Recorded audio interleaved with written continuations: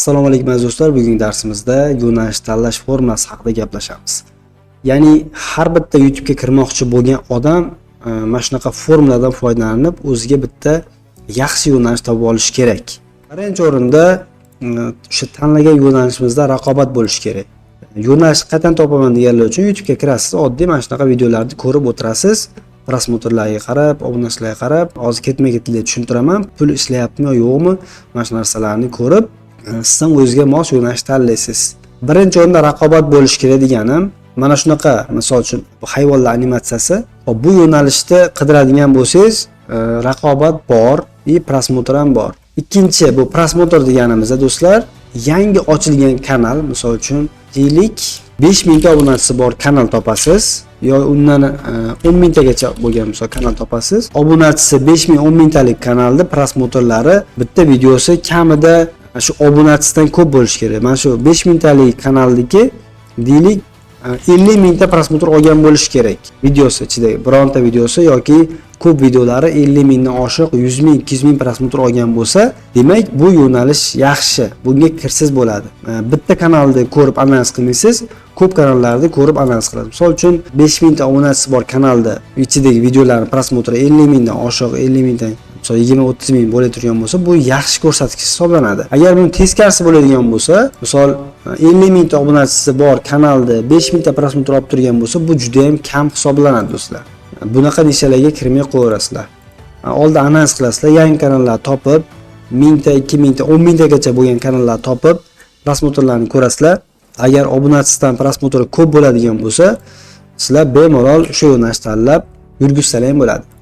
Keyin undan keyingi narsa, hozir oson degan narsa bu video tayyorlash oson yoki qiyinligini bilib olishingiz kerak. Ya'ni animatsiya yo'nalishi bo'yicha video tayyorlash anchagina qiyin bo'ladi. Kamida 3-4 soat vaqt kerak bu videolar ishlagani.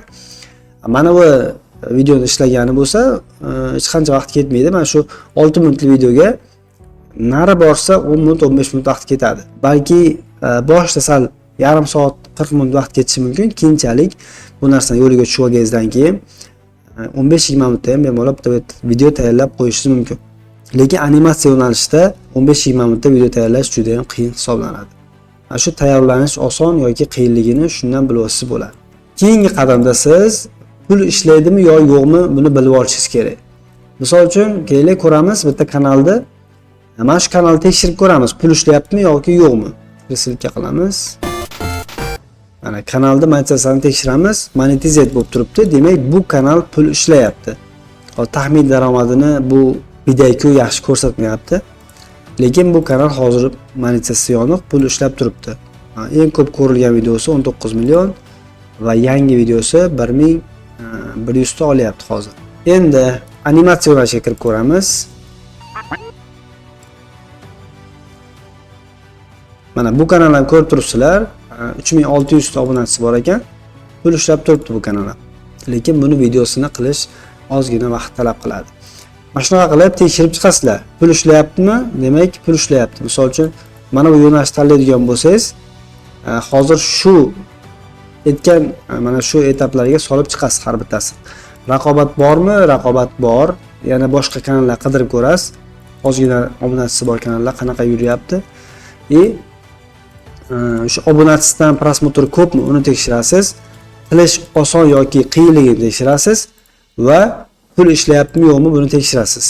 Keyin yana bitta narsaga oxirgi paytlarda hech kim e'tibor bermayapti, ya'ni shu qadriyat masalasi. Ya'ni u yo'nalish sizga to'g'ri keladimi yo'qmi? Ya'ni u tanlagan yo'nalishingiz odamlarga zarar olib kelmayaptimi yoki o'sha kimlardir, bolalarni yoki boshqa ko'rayotgan odamlarni ongini zaharlamayaptimi? Misol uchun yomon narsani siz targ'ibot qilmayapsizmi? Mana shu narsaga ham e'tibor berasizlar. Xo'p, keyingi masala bu qurilma. Kimdirda kompyuter bor, kimdirda planshet bor, kimdirda telefon bor, kimdirda hammasi bor. Mana shu qurilmaga qarab siz yo'nalish tanlashingiz kerak. Agar siz mana shu animatsiya yo'nalishini tanlab oladigan bo'lsangiz, misol uchun ozgina qiyin bo'lsa ham qilaveraman desangiz, bunga $500 dan $1000 personalli kompyuter bo'lishi kerak. Notebookda sal qiyinroq bo'ladi, lekin personalli kompyuteringiz bo'lsa, o'sha $500 dan $1000 atrofida kompyuter mana shu videolarni tayyorlash qobiliyatiga ega. Undan past kompyuterlar bu videolarni tayyorlay olmaydi. Mana shu narsalarga ham e'tibor berasizlar. Endi bu yo'nalishga keladigan bo'lsak, bunga sifatli videoga oladigan telefon kerak. Ya'ni kamera bo'lmasa ham sifatli videoga olsangiz, buni videoga olib qo'yiladi. Xo'p, keyingi masala bu vaqt. Bitta videoga qancha vaqt ketadi o'rtacha? Sizni qancha vaqtingiz bor? Mana shuni ham aniqlab olishingiz kerak. Xo'p, misol uchun sizda kuniga YouTube'ga 1-2 soat vaqtingiz bo'lishi mumkin. Siz mana bu yo'nalishni tanlab olyapsiz. Bu sizga to'g'ri kelmaydi. Chunki 1-2 soatda bunaqa videolar tayyorlay olmaysiz. Siz osonroq yo'nalish topishingiz kerak. Bu yo'nalishda bo'lsa, o'sha aytganimdek, boshida yarim soat, nari borsa 1 soatda bitta video tayyorlaysiz. Borgan sari bu narsa kamayib, qisqarib, tezlashib boradi. Shu sizda ko'nikma paydo bo'lgandan keyin. Hop, vaqt masalasi hal bo'ldi. Endi rasxod. Hop, hozir aytgan yo'nalishimga, mana bu yo'nalishga ozgina rasxodi bor. Misol shu paketchami deylik, boshqa narsa bunaqa qo'g'irchoqlar mana sotib olinadi. Endi ozgina kamroq bo'lsa ham xarajati bor. Lekin bu yo'nalishda shu kurslarda o'qisangiz, sizga o'zi ko'p narsalar beriladi shu bepul. O'sha kursga pul sarflaysiz, kursda sizga mana shunaqa kerakli modlar, bunaqa narsalar beriladi. Bemalol siz internet o'zidan ham bepulga topsiz bo'ladi. Lekin bu yo'nalishda hech nima berilmaydi. O'zingiz paketcha sotib olasiz, kichkina o'yinchoqlarni ham sotib olib o'zingiz qilishingizga to'g'ri keladi. Endi bundan tashqari yo'nalishlar Rossiya ham ko'p YouTube'da. Sizlarga oddiy mana shu ikkitasini misol qilib keltiryapman. Bundan ham rasxodli yo'nalishlar bor. Misol uchun shirinliklar yo'nalishi bor. ASMR shirinliklar yo'nalishida ham siz anchagina rasxod qilishingiz kerak. Kamida bitta video olishga 50 mingdan 100 minggacha pul sarflaysiz. O'sha bir 3-4 minutli videoga. Endi agar 10 ta video qilsangiz, shuni ko'paytirib hisoblayverasiz. Xo'p, mana shu ketma-ketlikda siz ham tanlamoqchi bo'lgan yo'nalishingizni mana shu etaplarga solib chiqasiz.